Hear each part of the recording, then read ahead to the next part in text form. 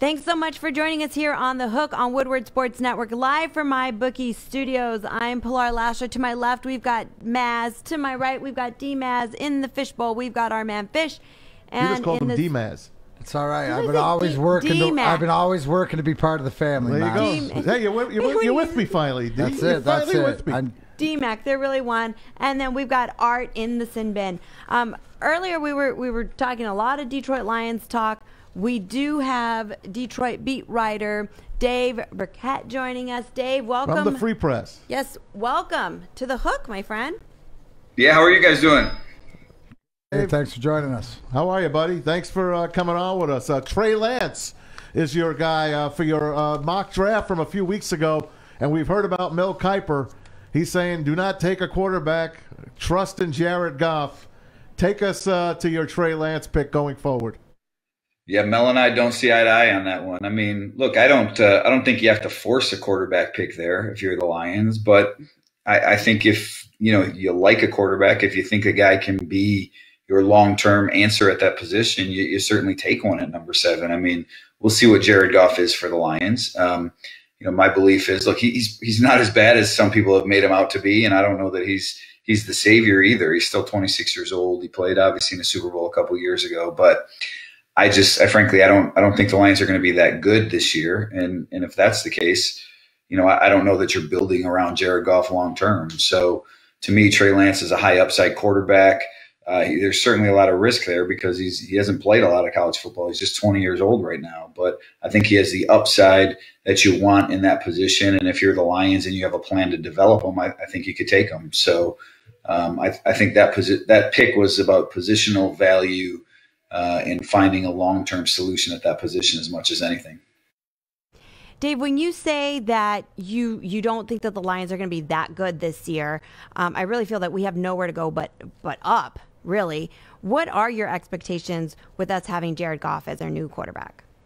Yeah, I mean, we'll obviously see when it comes to, what they do in free agency and the draft and how, what this team, this roster looks like next year. But as I sort of look at this team and the defense from last year, they need 6 or 7 new starters on that side of the ball. Offensively, they don't have any wide receivers right now. They're not going to have a lot of cap room to spend in free agency.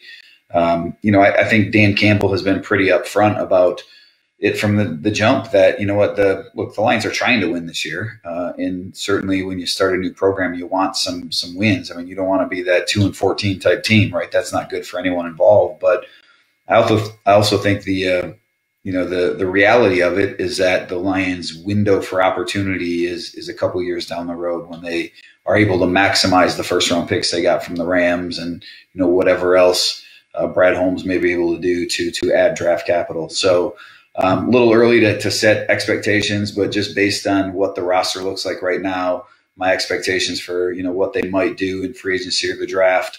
I think, they're going to be hard pressed to be a playoff contender in my eyes. There was an article that came out about Rams head coach Sean McVay talking about Jared Goff, that he could have done better for him. Do you think that with Jared Goff coming into this organization, if they were to build a team around Jared Goff, we could be Super Bowl contenders, or is that just way, way out of line? Well, I think there's a whole lot of work to do before we go down that road on this roster. But no, I mean, look, Jared Goff is not certainly the only one to blame for what happened with the Rams the last couple of years. And let's be honest about that too, right? If we look at that as a failure, I mean, the Rams won 19 games the last 2 years, and they're considered, a failure because they didn't have the success they had 3 years ago when they reached the Super Bowl, when he helped them reach the Super Bowl. So I think a lot of people in Detroit would take that, failure as and make that, they would be happy with that out of their football team. So I wouldn't write Jared Goff off at all. And in talking to some people, close to him and who know him, I think, they believe that coming to a new offense, a new system, this is sort of what he needs to, and maybe an offense that fits his skills better. This is what he needs to sort of rejuvenate his career and show everyone, that he is that quarterback that was going blow for blow with Mahomes a couple years ago in that Monday night game, that fantastic game. But, again, I think the Lions have a lot of work to do on both sides of the ball to get there. Dave Birkett, the beat writer from the Detroit Free Press. And so everybody out there, if you don't know what a beat writer is, it means this guy is there every day beating down the stories. So Dave, culture is a huge thing with me. And I personally want to know, because you're there all the time, can you name a couple things that you've noticed, how this regime, how things have maybe changed for the positive for the fans to maybe look into, but why is this going to work as I believe it's going to work with the Dan Campbell, the Brad Holmes, and all the coaching staff that they've brought in?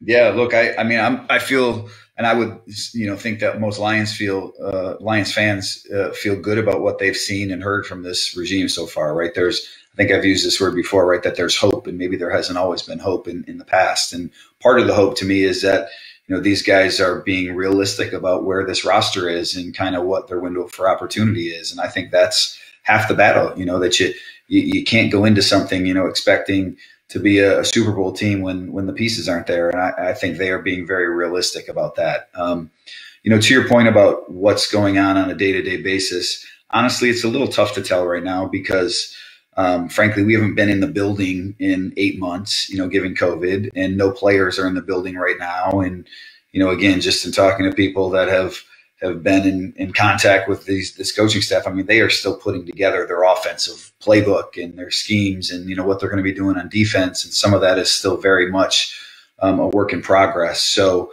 I would say there's not a whole lot, firm to grasp onto in those areas yet. But just, having been around this organization for about 10 years now and seeing exactly and hearing exactly the approach that Brad Holmes and Dan Campbell are taking to things, I think there is reason for optimism if you're a Lions fan. I wanted to ask you about the way Dan Campbell is perceived. We read today on Twitter, and you do a great job on Twitter, by the way, at Dave Birkett. He has the word alpha. He uses it a lot. An alpha knows when to get out of the way. Last week, I was listening to Colin Cowherd, and Cowherd referred to Dan Campbell as Fred Flintstone and got a big chuckle out of the crowd. And, there are people that have this look about it. Pat McAfee is another guy that, loves this guy. He's a guy that's an in-your-face type of broadcaster, and that's the way he is. But the way that people are looking at Dan Campbell, I said it's like meathead mentality. What's your take on the way he talks? Honestly, I think people around here like Dan Campbell. I know maybe that perception isn't held, across the country by everyone, that some people are scratching their head and saying, what have the Lions got themselves into? But I think, Dan is genuine. I think he's, certainly there's some coach speak, involved, but look, he's passionate, and I think that plays well here. And especially with, a lot of fans that have been beat down for a long time and watching this and just want to feel some of that from the people that they're rooting for too. So, look, I haven't been on Twitter much today. I haven't, listened to you guys. I haven't listened to the radio much. I don't know exactly the feedback on that alpha comment. I do know that people were talking about it, but Dan was just saying, look, that it's okay that even if you have a strong personality to admit when you're wrong. And I don't think there was anything wrong with the way that he said that. Or to admit that, there may be other solutions, that you don't have to get your way all the time. And so, again, I think the approach that he and Brad Holmes are taking to building this roster, there are going to be some bumps in the road. There's no doubt about that. There are going to be some disagreements.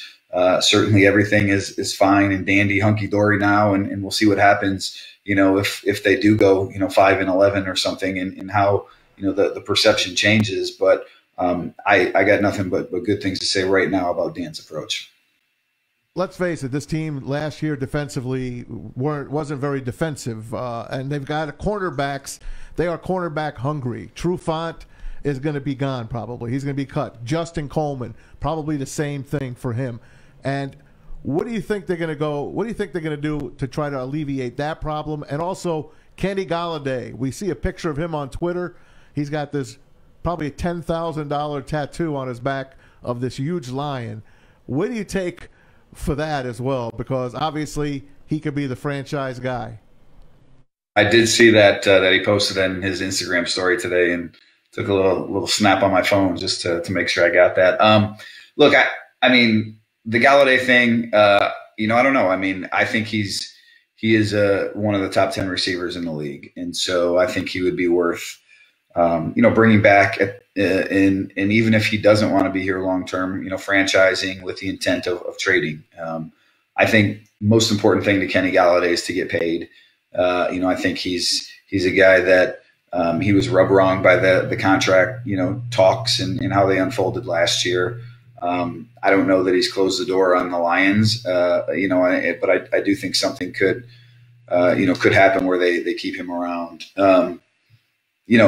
Regardless of what they do there, they have a lot of work to do at the receiver position. And Dan Campbell mentioned receiver and he mentioned cornerback, and depth in particular today is some of the needs that the Lions have. And that leads me to believe that Desmond Trufant and Justin Coleman, they're either going to have to take really steep pay cuts or they might be gone, because you can have Jeff Okudah and Nemani Oruwariye as your two starters, but you do need some depth there. And so if you look at what's available in free agency, there are a number of Los Angeles Rams / New Orleans Saints guys with ties to this regime that I think would fit the Lions in the secondary. And so, from that standpoint, to get your own guys in and guys who know your program, that might be something that the Lions want to do. Dave, we got one more question for you before we let you go. The draft is on everybody's horizon now. The Lions is a team that needs pretty much help in every single position, with the exception of the running back. You can't have a really successful draft and say, oh my goodness, the Lions nailed every single need that they needed. They can nail some of the needs that they need and do okay in others. But to win our conference, what do you think that in this draft the Lions are going to have to focus on to be able to beat the Green Bay Packers, the Vikings, the Bears?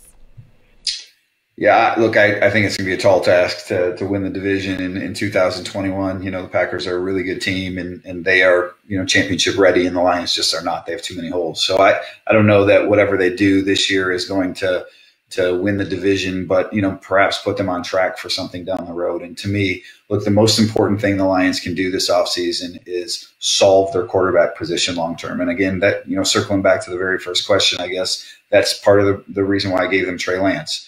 Now, again, you don't want to force that position. That's the last position that you need to force in the draft, because that's when you make mistakes. So if that guy is not there, I think you just need to come away with a playmaker. People will talk about position wise and draft a defensive player or stay away from a receiver or whatever the case is. Look, if there are 6 elite players in the draft and you're picking 7 and you have a chance to get one of those top 6 players, it does not matter what position he's at. It could be a wide receiver, even though that would rub a lot of people the wrong way. You take that player, because the way to win in the NFL is, yes, you need depth, but you need some of those really elite playmakers too. And the Lions don't have enough of those guys on either side of the ball. So I don't think it's a position as much as I think it's getting the best player that you can find with the top draft pick that you have, and or trading down to accumulate more draft picks so that as this thing goes on, you're in a position to really capitalize and put together a team that can win the division. So my primary objective in the draft. All right, there you have it, my friends. That was the words directly from our friend Dave Birkett. Thanks a lot, Dave. Lions beat writer. Oh, there you are. I thought we lost you for a second. We appreciate it, yes, man. Thanks so a lot. much for joining us. Anytime. Lions beat writer for the Detroit Free Press, Dave Birkett. Make sure you're following him on his social media. Great stuff from him. Guys, when we come back, we have a little bit of deal or no deal with these guys. So make sure that you are joining us on our social media, Facebook, Instagram, Twitter, YouTube. It's all at Woodward Sports. And, of course, you can get us on the app, Woodward Sports Network. You're listening to The Hook on Woodward Sport Network, live from my bookie studios. Don't go anywhere. We will be right back.